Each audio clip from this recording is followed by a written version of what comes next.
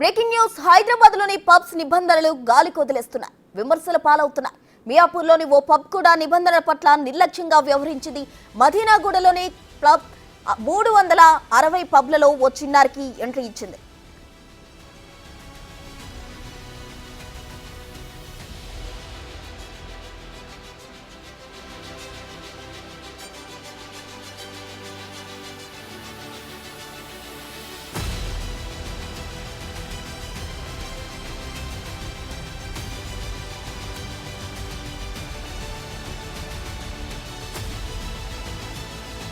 పబ్లోని music అనుగుణంగా ఓ చిన్నారి dance చేసిన వీడియో వైరల్ గా మారింది. ఈ వీడియో అధికారుల దృష్టికి చేరింది. దీంతో Sellingapalli excise CI Lakshman Goud excise అధికారుల వివరణ కోరారు.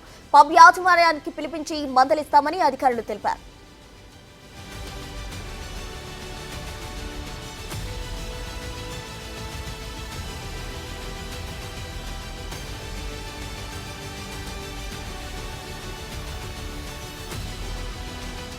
ఇటీవల కాలంలో పబ్లు, బార్ అండ్ రెస్టారెంట్లపై అధికారుల పర్యవేక్షణ లోపం స్పష్టంగా కనిపిస్తోందని విమర్శలు వెలువడుతున్నాయి.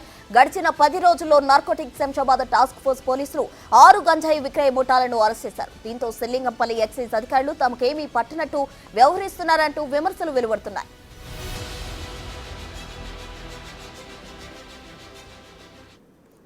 హైదరాబాద్ లోని పబ్స్ నిబంధనలు గాలి కొదిలేస్తున్నాయి. పూర్తి సమాచారం మా ప్రతినిధి రానా ప్రతాప్ ఫోన్ లైన్ లో అందిస్తారు. రానా, 18 ఏళ్ల లోపల ఉన్నటువంటి చిన్నారులు పబ్బుల్లోకి అనుమతి లేదని తెలిసినా కూడా పబ్బు ఓనర్లు వారి తల్లిదండ్రులు తీసుకొచ్చారన్న ఉద్దేశంతో వారిని కూడా అనుమతి ఇచ్చారు. ఏకంగా డాన్స్ ఫ్లోర్ లో కూడా డాన్స్ కూడా చేయించినటువంటి సంఘటన ఆలస్యంగా వెలుగులోకి వచ్చింది. దీనిపైన పోలీసులు కూడా ఆగ్రహం వ్యక్తం చేయడం జరిగింది. ఇప్పటికే ఎక్సైజ్ సిఐ కూడా కంప్లైంట్ కూడా వెళ్లారు.